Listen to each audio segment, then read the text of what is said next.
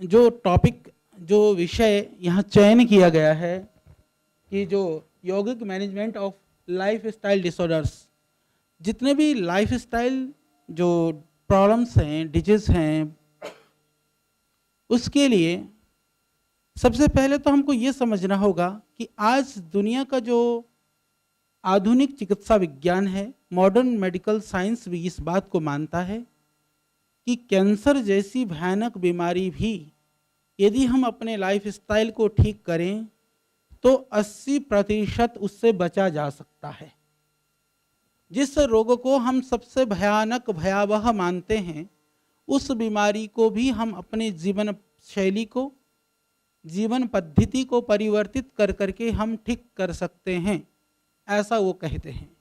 तो वह जीवन पद्धति क्या हो, वह जीवन पद्धति कौन सी है, उस जीवन पद्धति का नाम ही यौगिक जीवन पद्धति है। आप ये समझिए, यौगिक जीवन पद्धति के अतिरिक्त ऐसी कोई पद्धति नहीं है जिसको अपना करके जीवन को पूर्ण स्वस्थ, सुखद और आनंदमय बनाया जा सकता है।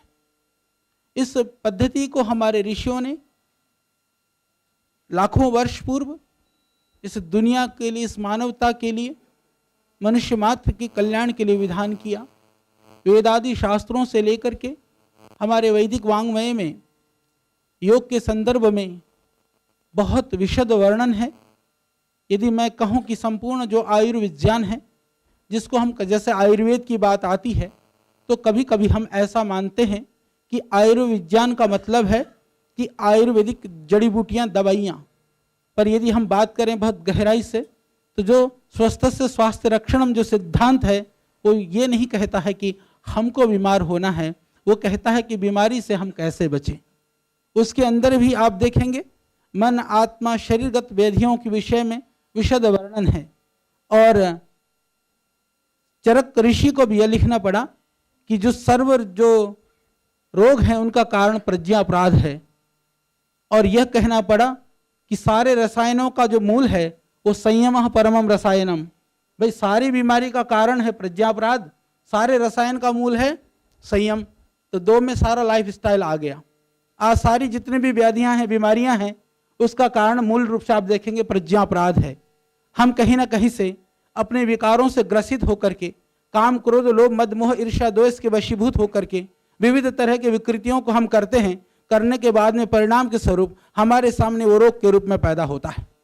तो उसका इलाज क्या है, उसकी चिकित्सा क्या है, वो चरक ऋषि स्वयं कह देते हैं, संयम परमम रसायनम। सदाचार पूर्ण जीवन को जियो तो सारी समस्या का समाधान हो जाएगा। तो यह वहाँ पर समस्या भी गिनाया गया है तो समाधान भी बताया गया है। दुनिया के जितने भी चिकित्सा पद्धतियाँ हैं वह बीमार होने के बाद में, रुग्ण होने के बाद में वो चिकित्सा की बात करती हैं कि तुम बीमार हो जाओ तो ये खाओ। परंतु हमारी जो ऋषियों की पद्धति है वह पद्धति हमको यह सिखाती है कि हम बीमारी से कैसे बचें और बीमारियों के कारण क्या है। यह हमारी वैदिक संस्कृति, यह हमारी यौगिक पद्धति के अंदर ही इस तरह की विधाएं, इस तरह की अवधारणाएं, इस तरह की मान्यताएं और इस तरह का समाधान का वर्णन है जो दुनिया में अन्यत्र कहीं भी नहीं है। आज दुनिया के अंदर जितना भी अनुसंधान हो रहा हो, दुनिया के अंदर नई नई खोज हो रही हैं, अनुसंधान, नई नई चीज़ें हो रही हैं, क्योंकि योग विषय बहुत व्यापक है, बहुत विशद क्षेत्र है। वह दुनिया की बात करता है, वो अर्थ की बात करता है, तो वो परमार्थ की बात करता है। हम न केवल इस जन्म की बात करते हैं, न केवल इस जीवन की बात करते हैं, हम तो यह लौकिक और पारलौकिक आनंद की बात की जाती है, वो योग के द्वारा संभव है। तो इस जीवन में ही जब हम अशांत हैं, हम दुखी हैं, हम परेशान हैं, हम हताश हैं, हम निराश हैं, तो परलोक की बात तो बहुत दूर की बात है। तो दोनों ही चीज़ को योग के द्वारा हम ठीक कर सकते हैं। कम से कम अब की जो आधी व्याधि बीमारियां हैं, जो परेशानियां हैं, विकृतियां हैं, उनको तो हम आराम से ठीक कर सकते हैं, क्योंकि योग आज समस्या का जो बड़ा कारण है, हमारी विकृतियों का कारण है, वो हमारा भटकाव है। भटकाव है वो कहाँ से प्रारंभ होता है, वह अपने से विमुख होने से प्रारंभ होता है। आप सुबह उठ करके न्यूज़पेपर पढ़ते हैं, न्यूज़पेपर में क्या पढ़ते हैं, हम देश दुनिया सारी जहां के समाचार को सुबह सुबह जान लेते हैं। हम सुबह उठ करके टेलीविज़न न्यूज़ चैनल लगा देते हैं, हम सारी धरती के न्यूज़ को जानते हैं।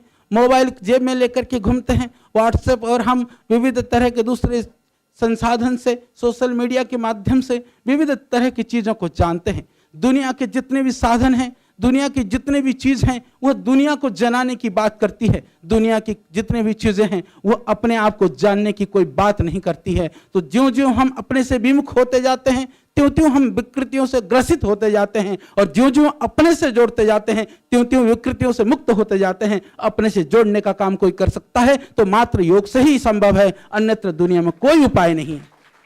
इसीलिए योग की प्रासंगिकता की बात करें, योग की आवश्यकता की बात करें, योग की लाइफस्टाइल डिजीज से उसके संबंध की बात करें, मैं कहता हूं कि कई जगह पर कई चीजों के लिए बहुत सारे विकल्प हो सकते हैं, परंतु यदि जीवन को शुद्ध, पवित्र, निरामय और निरोगपूर्ण जीना है तो नान्य पंथा विद्यते आयनाय, दुनिया में कोई दूसरा मार्ग नहीं है। यौगिक जीवन को छोड़ करके कोई जीवन नहीं है।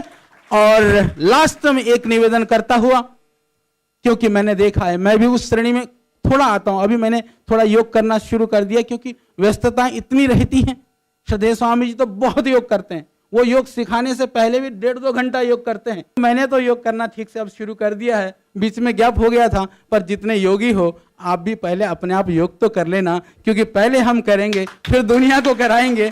ये सिद्धांत को भी हम अपने जीवन में उतरा लें, क्योंकि मैंने देखा, मैं कहीं किसी के लिए कोई ऐसी बात नहीं कर रहा हूं, परंतु हमने देखा कि कभी कभी हम सब चीज दूसरों के लिए कर देते हैं, हम अपने आप स्वयं वंचित रह जाते हैं। तो स्वयं हम जीवन में उतार लें, औरों को भी प्रेरित करें, औरों को भी जोड़ें, क्योंकि अब आने वाला समय निश्चित रूप से बहुत सुंदर समय आने वाला है। सरकार अनुकूल है, सरकार में शीर्षस्थ लेवल पर बैठे हुए माननीय प्रधानमंत्री जी जैसे व्यक्तित्व भी उसके लिए समर्पित है, योग के प्रति वो निष्ठावान हैं। तो हमारे लिए इससे बढ़िया कोई समय नहीं हो सकता है। और अभी भी हम चूक गए तो मैं समझता हूं कि फिर संभवतः दुनिया को योग से रूबरू कराने का, परिचय कराने का समय न जाने फिर कब आएगा। तो यह समय को, क्योंकि समय ऐसा होता है, शास्त्रों में ऐसे ही कहा गया है, कहीं पर लिखा हुआ है कि समय जो होता है वह आगे से तो बालयुक्त होता है, पीछे से गंजा होता है। तो आगे से ही पकड़ में आता है, पीछे से फिर हाथ नहीं आएगा। अभी तो हमारे हाथों में है, हम पकड़ लें, अपने को सुधार लें, दुनिया को सुधार लें। और गुरुदेव आचार्य श्री राम शर्मा के, क्योंकि प्रतिनिधि के रूप में आप हैं, उन्होंने कहा था कि हम बदलेंगे तो जग बदलेगा, हम सुधरेंगे जग सुधरेगा। तो हम अपने को बना लें, दुनिया को बना लेंगे। तभी डॉक्टर साहब बता रहे थे कि आयु में तो भाई मैं सबको बड़ा मानता हूँ, जो कुछ भी हूँ मैं तो मानता हूँ इस गुरुकुली परंपरा, ऋषि दयानंद, श्रद्धेय स्वामी श्रद्धानंद जी जैसे उस परंपरा की देन है। और बाकी जहाँ भी जो भी शुभ है वो सब हमारे ऋषियों का है, हमारी परंपराओं का है, हमारी संस्कृति का है। कहीं भी यदि कोई कमी है तो हमारी अपनी है।